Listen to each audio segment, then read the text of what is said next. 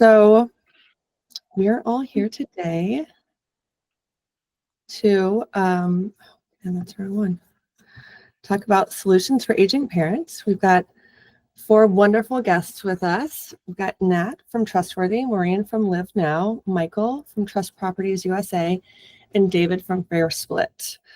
I am Marie. I work for Trustworthy and I manage the Trustworthy Certified Experts Program.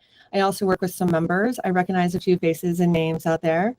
Kyle is also here from the Trustworthy team, and the rumors are true. Kyle is from Canada, and he's one of the nicest guys. And usually when you all have a question for me that I can't answer, I am immediately going and asking Kyle. Kyle, do you have a few things you'd like to say or introduce yourself? Hi, everybody. I'm glad you all joined. I'm Kyle. I'm Director of Product here at Trustworthy. So I'm just always interested to see what people have to say, what people are going through when dealing with aging parents and whatnot, because I'm in the same boat. And I will be honest, I'm a little nervous today because my mom is here joining us. So this will be a unique experience for both of us. So let's get started. Nat. Oh, actually, I'm going to run you through a little housekeeping. There's a triangle, a square, and a circle in the bottom right of your meeting, your Google Meet. When you click on it, you'll be taken to an activities module. And in the activities module, you can see something that says Q&A. When you click on Q&A, that's how you can live chat. And Kyle's going to be monitoring that chat. And he can either answer you in the chat or send the question to one of the speakers. So that's how we're going to try to get through some of the questions, either in the moment or we can save them for later. So please feel free to send questions in the moment or wait, but I want to make sure that everyone has access to that ability. Has everyone been able to find that? Thumbs up? Great, perfect. The agenda, we're going to go through Trustworthy, LivNow, Trust Properties USA, FairSplit, and then we'll have a little bit of a panel discussion, and then we'll go straight into QA. So Nat, why don't you kick us off? Thanks, Mary. Hi, folks. Good morning, and thanks to our partners for being here. Marie, if we could go to the next slide, that'd be great. A little bit of introduction about Trustworthy. Trustworthy was really born out of this problem of that many of or most of us are suffering now in the information age. Really, you can think of it as information overload. And we've talked to thousands of families now and sort of validated that everyone's suffering from the same problem. And we heard this phrase again and again in talking to families. It's all over the place. I have little silos of information, little bits everywhere. I'm worried I'm going to lose track of something. And I'm worried that if something would happen to me, my family would be lost. The amount of information that we're all dealing with is only increasing. Think about the acceleration of that information across decades. Now with AI, even accelerated even faster. Next slide, please. We've seen families try to build systems themselves. We call these DIY systems. And when we started, we tried to use some of these systems, all the tools you could imagine, files and folders, to all the varieties of digital tools that you could imagine have been applied to this problem of trying to bound the family information. And we tried using some of these tools when we started and found they all kind of fell short in the same areas. They all started with a blank page. They required you to build it from scratch and maintain it. We call them dumb containers because you put information into a document or a spreadsheet or something else, and it doesn't really know what that information is or how to give you a return on that information. They didn't handle temporal sharing, meaning I might not want to share everything with you today or my family today, but I want you to know where to go to find it in the future. Some of those tools are free and had questionable security models, meaning maybe if it's free, you're the product, your information's a product. They didn't offer any service or support really. And they just weren't purpose built for families. They're built for productivity or some other use case. The backdrop here, of course, some big societal factors that are happening that are influencing all of us and are causing people to think about being better organized and prepared as they go through life. This digital transformation obviously is undeniable at this point. It accelerated through the pandemic where everything suddenly became digital, even meetings like this. became de facto. Of course, we're talking about aging and the generation of folks who are dealing with that. That's a really big societal factor right now as we think about this generation of wealth transferring to other generations, and how do we facilitate that or make that smooth for everyone. Climate change is a backdrop here. The increasing frequency of extreme weather events happening. We've just been through some recently, and the ramifications of that to families. And this other big one, mental health, is now the #1 issue or concern for Americans, including things like anxiety, depression, and stress. So some bigger factors that are causing families to think about how they do this. And when we thought about the problem, we thought like software could probably help.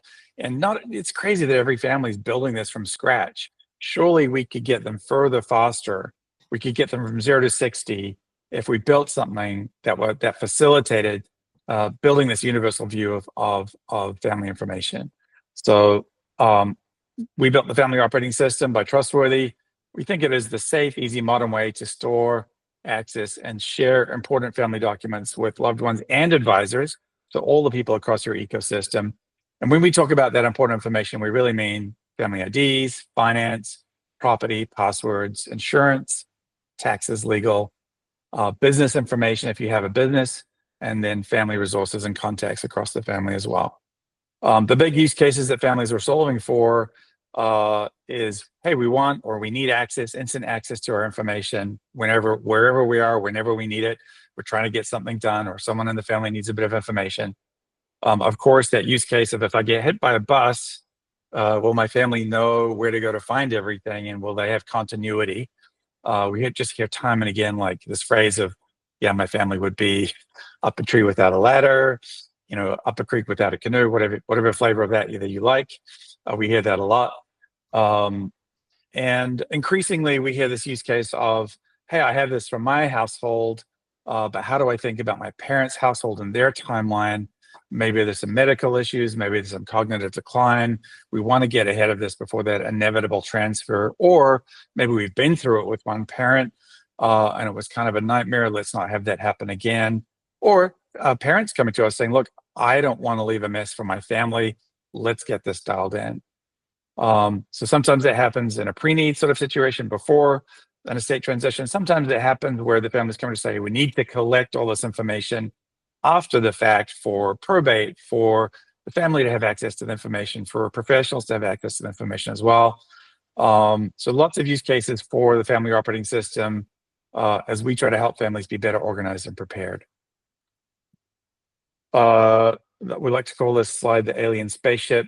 Just sort of describes what the Family Operating System is and does.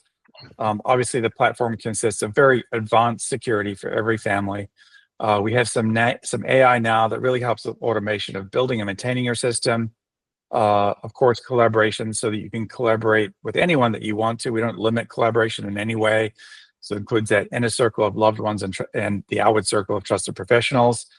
And then optimization of your system as we look at it and say, hey, here are opportunities to make things better in your system, maybe to fill a gap that you have with one of our marketplace partners that we're talking about today, or to help you optimize something that you do have and make it better.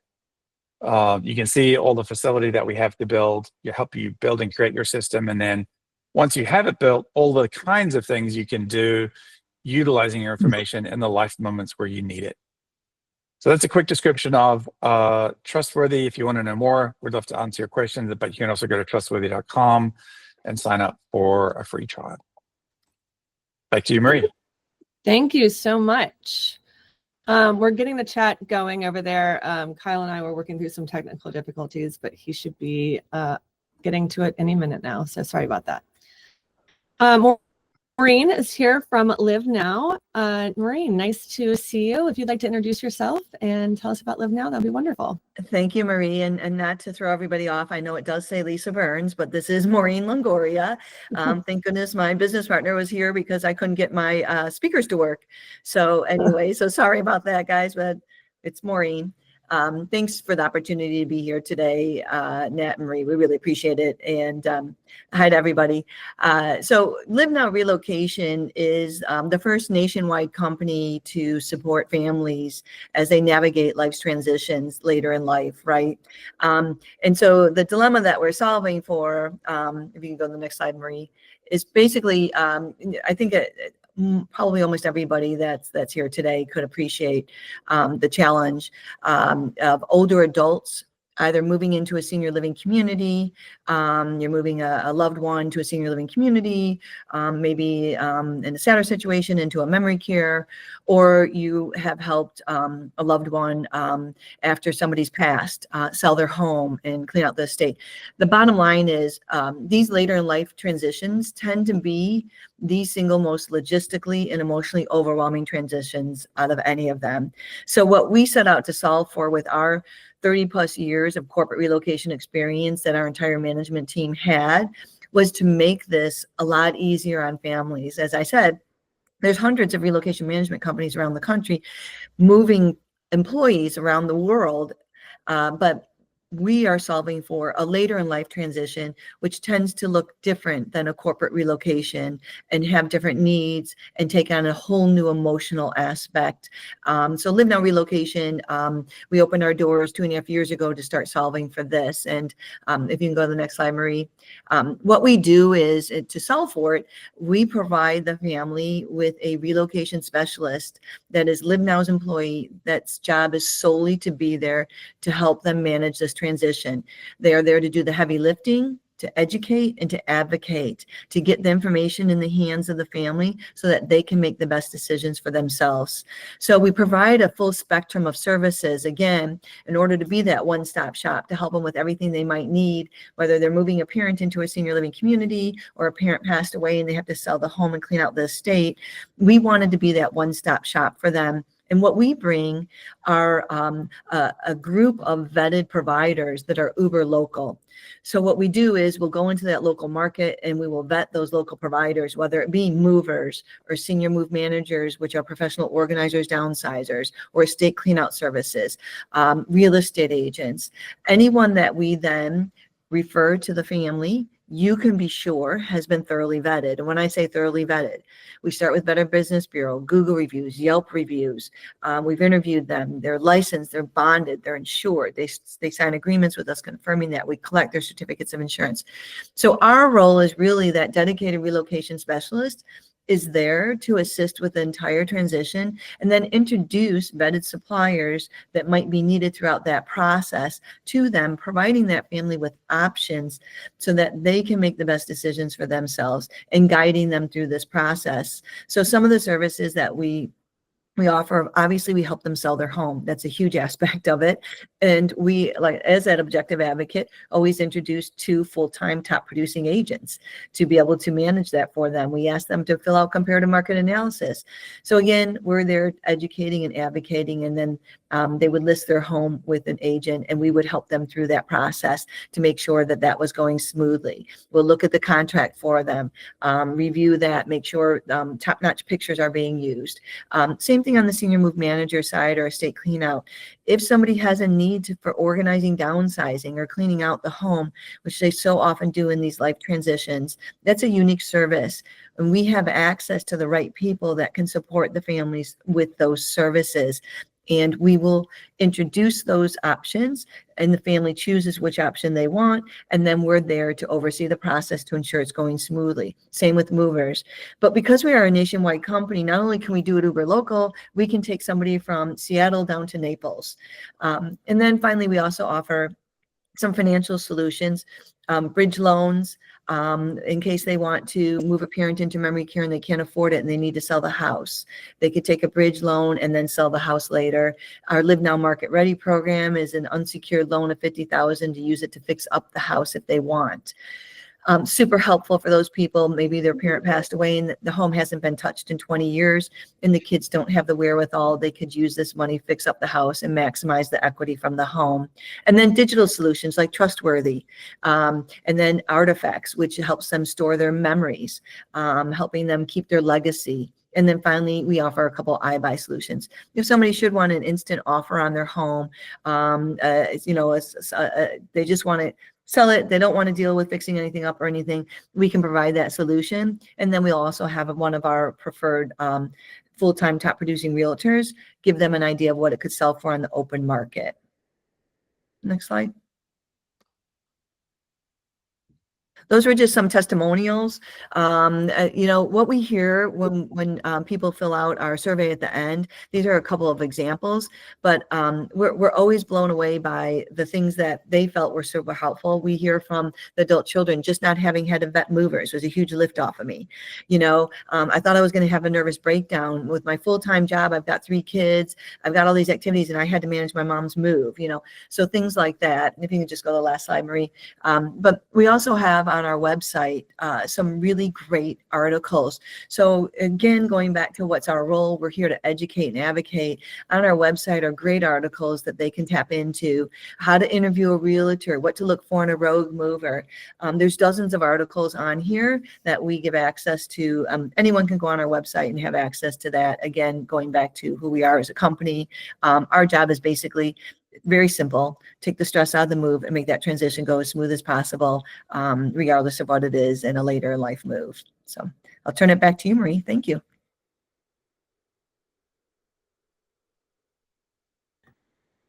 Thank you, Maureen. For the questions you all are asking, the Q&A is not working properly, so we're going to ask everyone to go back to chat to ask some questions. If there are any questions for Maureen, you'll be able to see them in the chat, and you can also answer them. And as anything else comes up, we will try to answer them live. Next up, we have Michael from Trust Properties USA. And Michael, it's good to have you. Thank you, Marie. Thanks for hosting, and thank you everyone for attending this wonderful webinar.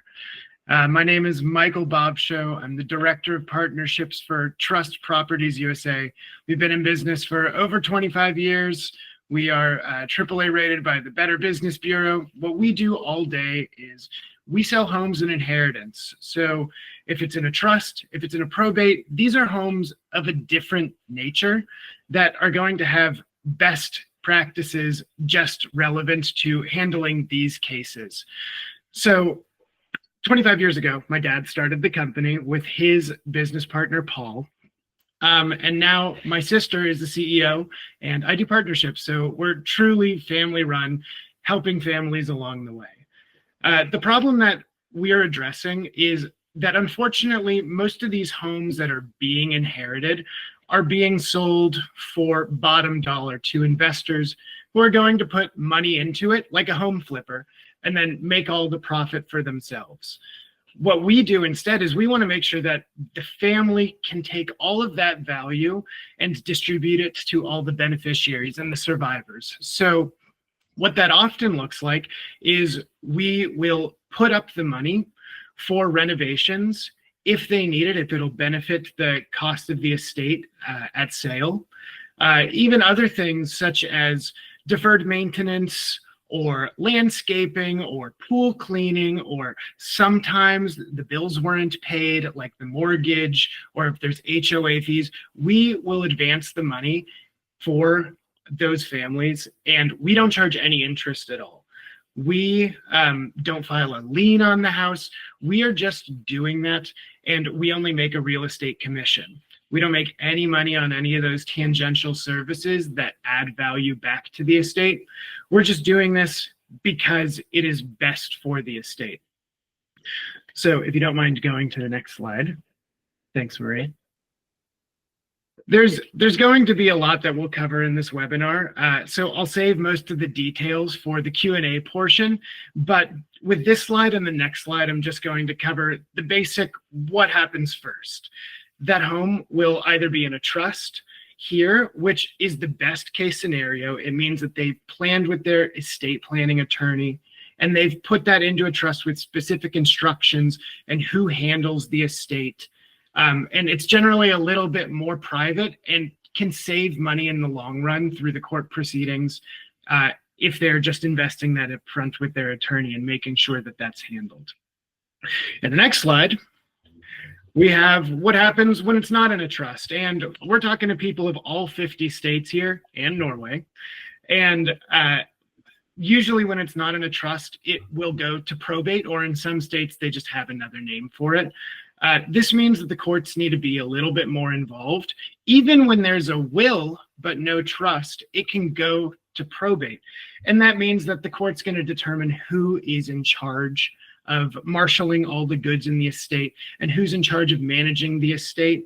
And that is a time-consuming, costly process that has downstream effects on the real estate. So having someone in your corner that knows all those processes and has dealt with all the family dynamics before will really help when you have to sell a home in inheritance.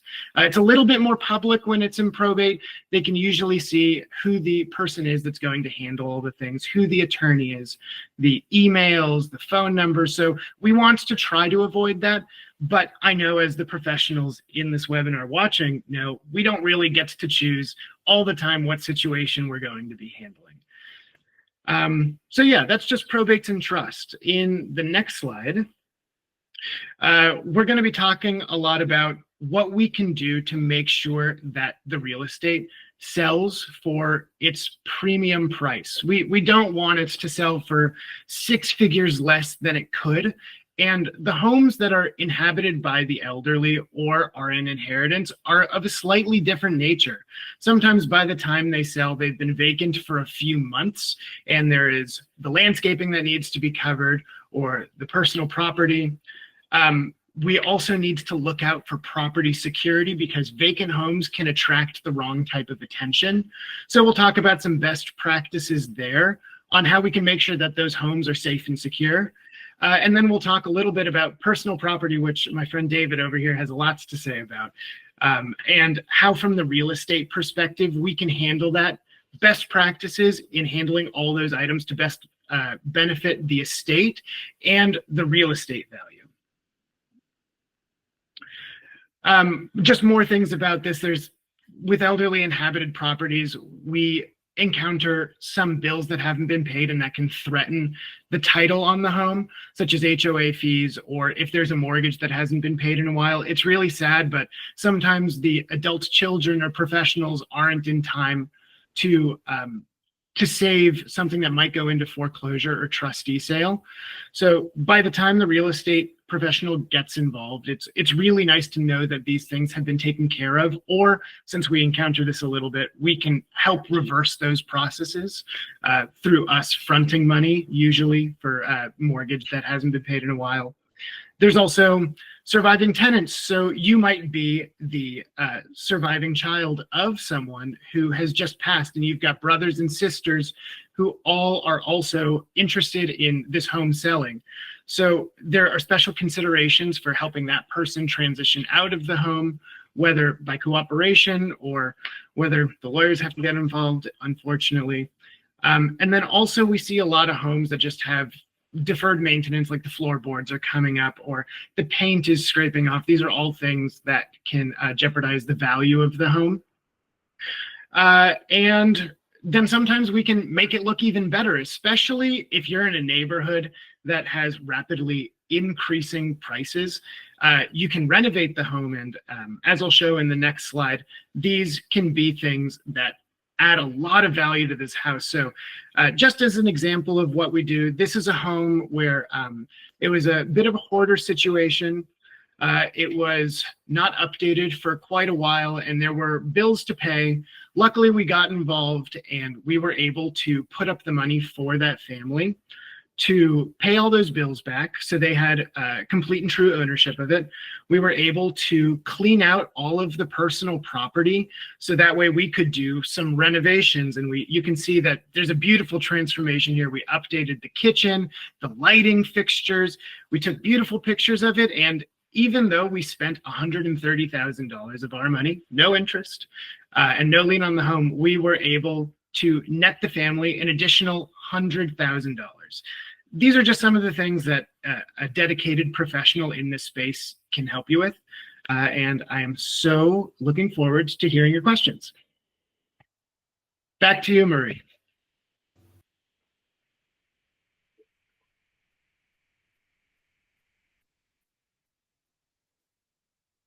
Marie, I think you're muted. Marie, you're muted. Do you want me to just start? No, Okay. thank you.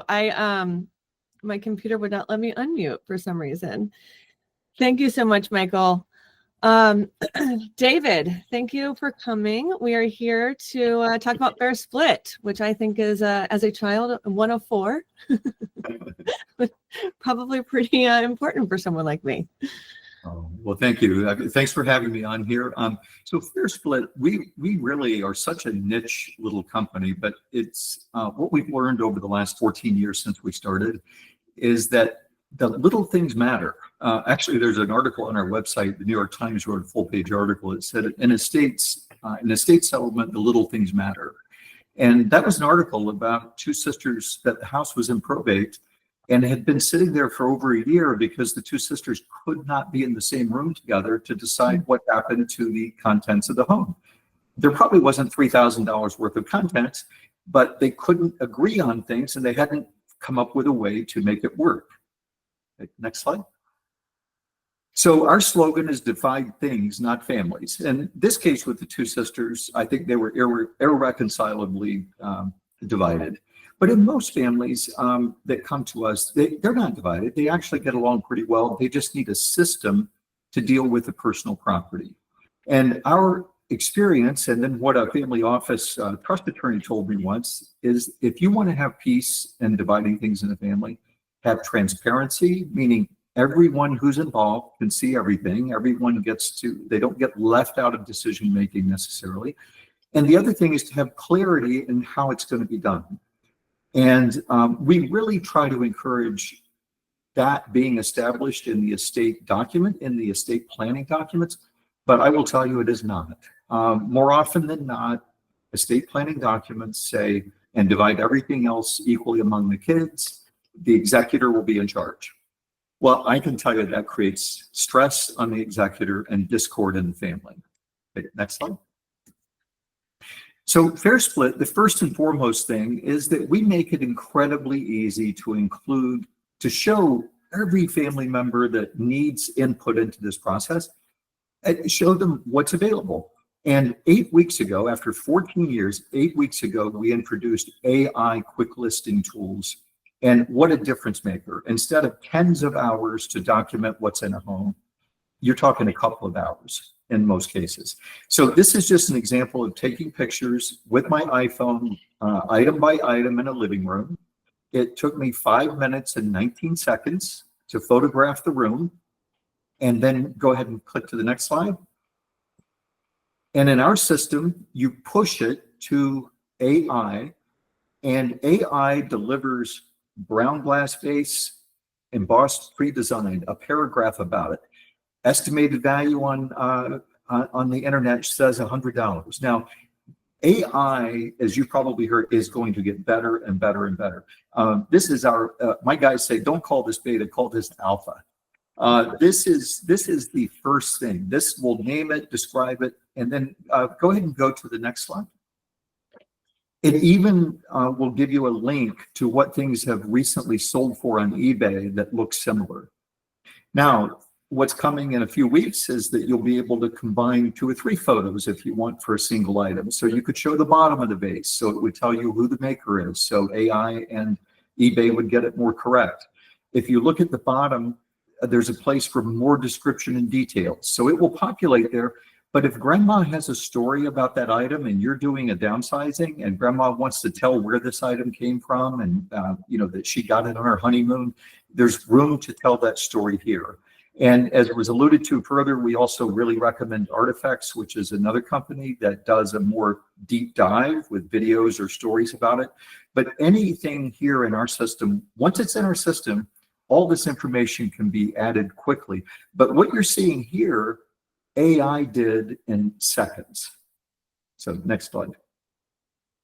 So again, that's the eBay. So you can edit this to find exactly the, if you know the maker, you can change it. And then that might be the last slide. Is that it? I think so.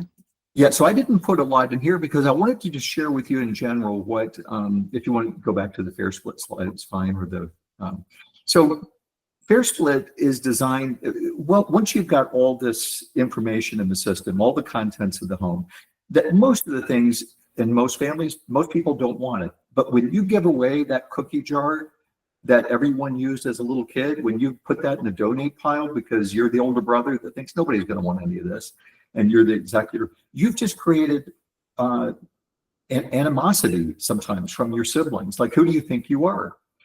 So what we do is we try to help families head off those feelings by making everything available to everyone. Once you have it in our system, you can invite family members to log in, view everything, let you know if they have any interest.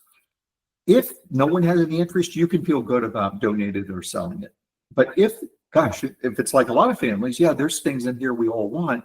We have a whole system of dividing personal property. It's a system of rounds. The first round is yes or no. Does anybody want this?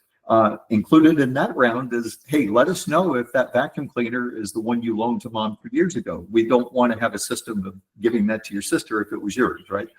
The next round can be emotional value points. Everyone gets, say, 500 points, and it's like a silent auction. You can bid those points on up to like 7 to 10 items. 1 point wins it if nobody else bids, but if there's that cookie jar everybody wants and somebody bid 300, somebody bid 200, they get it. I've had family members tell me this is fun for them. They don't know, not everybody can get it, so this gives them kind of a fun way to do it. Then everything else that anyone wanted is divided similar to how you would do fantasy sports draft. If there's 150 items in this draft or in this selection round, and you wanted 50 of them, you rank your 50, your top choice to bottom choice. If there's 4 kids, at the end of it, when the round starts, it will go 1, 2, 3, 4, 4, 3, 2, 1, 1, 2, 3, 4, and it will take the top remaining item on each person's list. And it's all done very fairly, blindly, and efficiently. It also is not done in person, which is very important. We say log in, don't fly in, so it saves the time. But the other thing it does, it saves the in-person interactions with family members, which sometimes can include a spouse. Well, wait a minute, what are they doing here? It should just be the kids. All of a sudden, all kinds of dynamics can take place, and we try to help make sure that doesn't happen. You haven't described any of this. I haven't experienced any of these things that you've described at all. Oh, okay. Awesome. Well, all of these are amazing solutions. I know I've got a few questions lined up, and we've got about 20 minutes left, and I would love to hear from those of you that have joined us. I'm going to kick it off, and I'd love to hear from each of our contributors. And from there, if you want to raise your hand, we can call on you. If you want to put a question in the chat, we can answer that live as well. We hope for this to be a really active discussion. So please get your questions ready. But to start, I'm going to ask, and in an effort to be a little bit organized, Maureen, I would like for you to answer first. But, Michael, Nat, David, please also answer this question. We know these life events are going to happen. So how can we be more proactive? Oh, that's a really good question. I think, something so simple, believe it or not, if you have older parents and the day is going to come when you're going to have to move them into a community or they pass away, they age in home, you'll see that your parents will start to say to you, okay, take this, right? And the one major piece of advice, it's something so simple. When you have a parent giving things to you, take it. That's what I say. Just take it. Take it with a smile on your face, because you can do whatever you want with it later. It doesn't matter. But by you taking it, they feel good about letting go of it, and they can move forward. So maybe you have a parent that is considering a community and they seem to be stalled, right? Chances are that's what's stalling them. It's the stuff and the memories associated with the stuff. So if you can take those things, the memories go with you, so they can let it go. So, it's just something so little as, when you have parents that are starting to give you stuff. I know for birthdays recently and stuff, my mom's giving me her jewelry, you know, and take it with a smile on my face and try to wear it in front of her, because it makes it so much easier for them to let go of it. I would say that. And then also just, if you can, you know, help them with the organizing, downsizing, to start thinking about it, you know, what can you take off their hands? Hey, mom, you know what? Why don't I go in the garage and start going through some things for you and see if I can't help? Those sort of things, because I will tell you the number one thing stopping, and I'm sitting in a senior living community. We presented to about 30 prospects this morning for the senior living community. The thing that's stopping them is, what am I going to do with all this stuff, and how am I going to physically do this? So if you offer to support them, there are these amazing companies out there, senior move managers, and they will go in and you can pay them on an hourly basis to come in and help you organize, downsize. So if you're not living close by a parent, if you leaned into us, we can give you the name of a senior move manager in your market that could go in and help your families start to do this organizing, downsizing, so they can feel free to move forward as you go along. That would probably be my biggest piece of advice. Perfect. Yes, David. I'll just add, and on that, we work with most of those senior move managers also, and most of them use our home inventory tool now and they can do the AI. One of the things that's amazing is if mom's in the senior living facility, a lot of them are starting to do a quick inventory of everything mom has. So when she does give it away, though, it's good. And then they invite the oldest daughter or the oldest son to whoever's going to also have access to the account. So if mom does give something away and she tells you, make a note of it in the record, because I do sometimes see families that they go, well, yeah, she gave it to my sister's daughter. I'm sure my sister talked her into that. My daughter wanted that. So you have to be, you definitely want mom to give away as much as possible, but you want to kind of keep a record of it, especially as they're starting to have declining, faculty. Other family members can get resentful if they think it should have gone to them or it was going to go to them. Great. Nat and Michael? Nat, take it away. Yeah. I mean, I'll tell you what we hear when folks aren't prepared and what they do after someone's passed away. And it's not pleasant. I talked to someone this year at a conference who said, I've been transitioning my parents' estate for 8 years. So it can be a really laborious process if there's no conversational facility ahead of the inevitable. And, obviously we've heard enough from our members that we've actually built a very specific solution to help folks get their parents organized and prepared ahead of, an estate transition. And what that really consists of is because so many families or kids are geographically dispersed from their parents these days, is finding someone who can work with them to get everything set up in a system. Could be trustworthy, could be something else, doesn't have to be trustworthy. So long as there's some conversation and back and forth in the family, so they know where to go to find all the important information, and they're not having to hack passwords of devices or open the mail and go through all the bills and try and figure out where things are kept, or try and find things that they thought existed that may be lost. I think having conversation with your parents, if you can, it can be a difficult topic to address ahead of that inevitable, but saying, hey, mom, dad would like to help get this set up. Sometimes, like I said, it's the parents who come to us and say, we don't want to leave our family a mess. How do we do this? Yeah. So it can be either side of the equation, but we built a very specific solution where folks can use Trustworthy. They can work with one of our Trustworthy certified experts. Marie, I know your mom did this in Charlotte, right? And she actually enjoyed going through the process, right? You and your sister are geographically dispersed from her now. Yep. So really great solution that we have in place for parents to help them. We find someone in their city who's has gone through our certification program, has gone through a background check, can work with them in person or remote, depending on their preference, to help them document all the things in their system and dial it all in. And that extends to thinking about working with our partners as well and getting some of the sort of pre-need set up before they think about what's inevitably going to happen.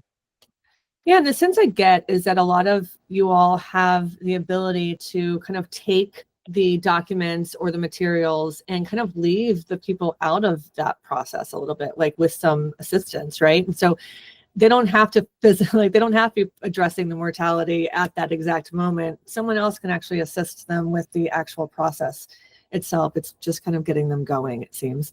Michael, what about you? I think from our perspective, it's always really important to start with the facts. So when we know a parent is going to transition, we're going to want to know whose name is on the deed, where are the mortgage documents, like Trustworthy. I wish all my clients had as they came to us, because it's so rich in information that allows us to act in the most measured and best way possible.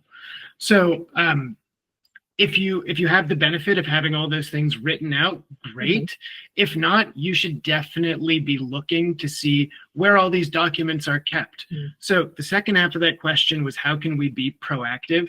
And speaking to some people here that are professionals, and you may be a trustee yourself, it's really important to develop a relationship with the parents' attorneys to see if they had any trust documents, or their accountants to see if they had any business documents that are going to need to be considered. And then from there, I would say the biggest piece of advice real estate wise for planning for a transition is to put the home into a trust. There can be tax benefits to it immediately and down the line. And it's going to protect everyone in the long run, and it'll give you an opportunity to say exactly what you want that property to do, whether it is to stay in the family. Some people would love for their families to have this multi-generational home. And that's also always really sweet to be able to continue to live in the house that you grew up in. Or sometimes there's a need. Everyone is dispersed all over the country, and we just want to liquidate the home or to rent it out. All these things can be done by forming a trust with your attorney. Great, thank you. Kyle. Hey, Marie, there's a couple of questions in the chat that I just wanted to address before we forgot about them. They're for our partners. First one is for Michael. Susan asked, what commission rate does Trust Properties earn? So Trust Properties, when we're selling as is and we're just representing the home, and it's normal for us to just handle all the probate proceedings or trust proceedings. If we're not adding any extra services into the home and contracting anyone, it's the standard 2.5%. We can't talk about the full commission anymore because of the NAR lawsuit. So that's the portion that we take. That was a big thing that happened in the real estate world, that it just had to do with buyers and sellers agents. So now we talk about the 2.5% that we charge, which is the standard commission. Then when we get involved in adding value to the estate, say that we're hiring the contractors and we're putting out, sometimes 6 figures worth of money, that can scale to 3.5%, but it's always the case that when we're collecting the higher percentage, it's only when the family is creating a lot more value into the sale of their home. Perfect. Thanks, Michael. One last question. This one's for David. The question was, who was this question from? Andrea. Can you use FairSplit? Doesn't necessarily need to always split, but you could use it if you were a sole inheritor of things. You could use it just for the value. Oh, absolutely. Yes, absolutely. And the values that the AI puts on there, we tell people, unless you've got the brand name and everything, don't trust the values 100%. The sold items on eBay, if you find your item, that's a better measure. But yes, our inventory, our AI generated inventory is completely, at this point, free. We're going to make it like $29 in a couple of weeks, but our partners will have free coupons for it. But you can use it for anything you want. If you want to document a bobblehead collection and sports cards, if you want to create, I'm from Asheville, I'm from North Carolina, and oh my gosh, we never would have imagined a hurricane could cause that kind of devastation. So if you want to just document your home quickly for insurance purposes, so you've got a record that lives in the cloud. So if anything awful happened, you got it. Please use it for that. Yes, it's, we tell people that I wish people planned more. Oh, and one of the documents, Marie, we're providing, it's called the sample letter of instruction. again, we have so many families that this falls onto Nat, it falls onto Michael, Maureen. When there is no specific instruction on the personal property, it creates delays, it creates turmoil, it creates challenges for the family. This document we did with an estate planning attorney and also with Dr. Maureen Stum. She wrote Who Gets Grandma's Yellow Pie Plate. But these are the main things that we run into, that if as an estate planner or as the person leaving your estate, if you'll just address the questions in this document, it's like a page and a half, and include that in your documents, your trust documents, you're gonna overcome most of the problems we run into, and it's all gonna go much more peacefully for your family.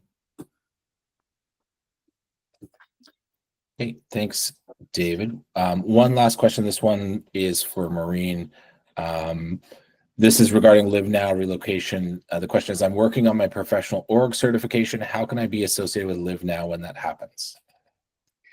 Yeah, thanks for the question. So, we have a supply chain department that vets all of our suppliers. So when you do that, just reach out to us through our website. We're actually revamping our website too.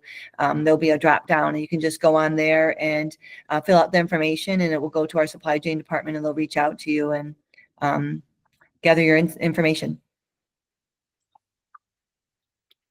Great. Okay, and Marie, there's someone, Stacy, I think, wants to become a certified expert and wants to know how her and her company and Trustworthy can collab. So you'll reach out to her, right?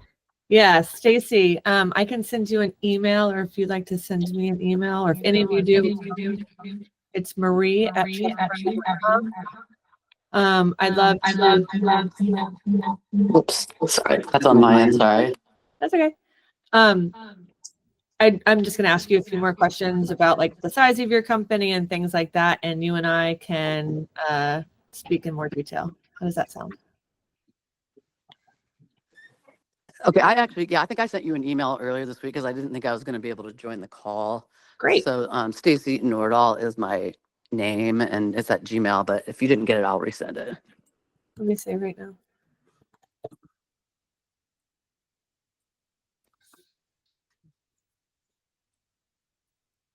Yep. Oh yes, this was, yes, I've got a number of questions in my drafts back to you. So we'll chat. Perfect, thank you. Anyone else?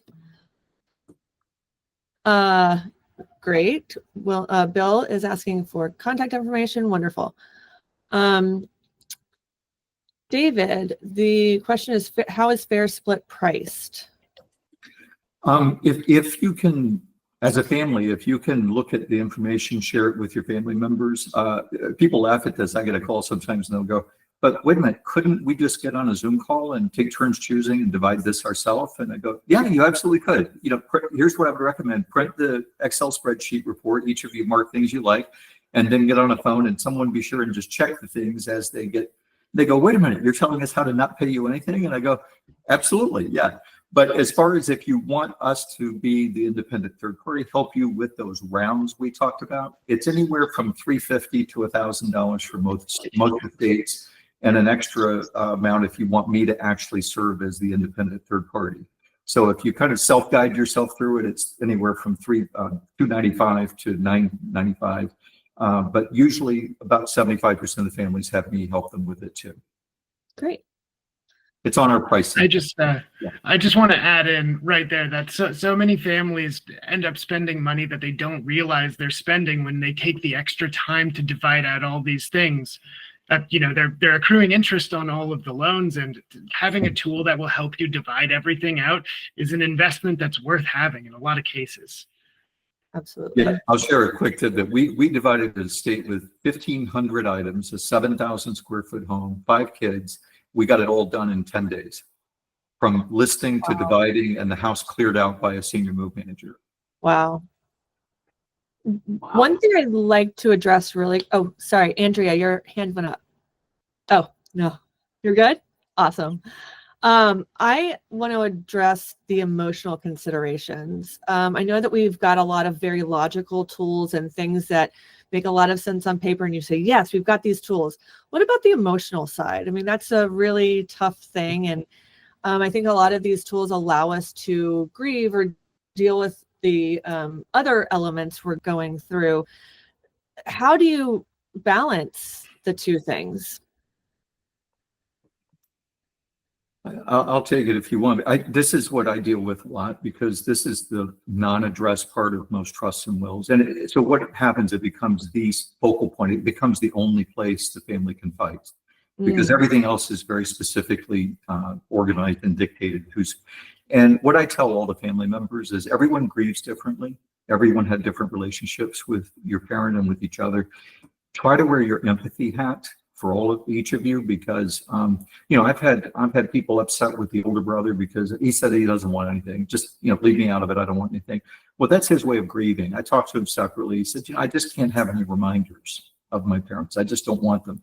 And then you'd have another sister who thinks anything mom touched is now sacred because her mom passed and she was in a bad relationship with her mom. So now she can't be a part of letting anything go. And so there are lots of things going on. And at least when I'm working with the family, I say, please, everybody, put on your empathy hat and imagine that people's choices are their choices for their reasons. Try not to have resentment about those things. Nice. I think often anyone who's involved with the process always needs to be aware of where the other interested parties are, what they want, what they're looking for. The transparency is best in making sure everyone knows what next steps are. I think just having that anchor of security helps so many people along. And I think sometimes the most creative solutions are the ones that can be the most emotionally beneficial. Such as this family that we worked with grew up in their house and it was dilapidated and it was in bad shape, and then we restored it back to the original paint color. We put in new fixtures, and no one wanted to be at this house. They just wanted to get it over with. And at the end of, they all flew back in to throw a barbecue in their house. I mean, I think if we weren't in tune with what the family really wanted and asking those questions and making that bond, it would have been difficult to have achieved such an emotionally positive outcome. So even though there are fiduciary duties that you have to attend to when administering an estate, there's definitely creative ways for you to continue having everyone on the happy side. Yeah. Thank you. Maureen, are you going for the unmute button? Oh, no. Okay. No, I don't have anything more to, those guys covered it well. Thanks. Great. Perfect. Stacy, you have your hand raised. Yeah. Have you guys ever dealt with a situation where the person who has the estate, the money, they want to do like a charity, like a Warren Buffett kind of, Bill Gates kind of, I'm not going to give it to my kids, I'm going to give it to the cat sanctuary or whatever, and do you guys deal with that? And especially when, let's say, the kids may or may not know this is the case. Right. Yes, definitely. All the time. When it comes to the real property, that should be structured in a trust is the best way to do it, because then the executor of the trust can help marshal that estate towards wherever the grantor wants it to go. Still, all the considerations that we've talked about here, the personal property and everything, is going to benefit that person who's looking to donate their property. But there are also, if it's that big an estate, there can be tax benefits to that, and not only to the very wealthy, but I would advise everyone here as a professional or as an executor to get an extra set of eyes on the case that you're looking at and see where those benefits can land. All right, thank you. Great. Do we have any more questions from the attendees? Okay, I want to respect everyone's time, and we've got about a minute left. So if any other questions come up, please feel free to email any of us, all of us. I will send a recording of this webinar as well as the deck to all of you. and I will make sure to CC all of our, or I'll include all of our email addresses in that email for the resources. If there's anything that comes up, please reach out. And thank you to all of our contributors and collaborators and partners for joining us. Thank you so much, Marie. Thanks for everyone for attending. Absolutely. Thank you, everyone. I'm so happy to have you all here, and have a great rest of your week. Bye, everyone. Bye. Bye, everyone. Thank you.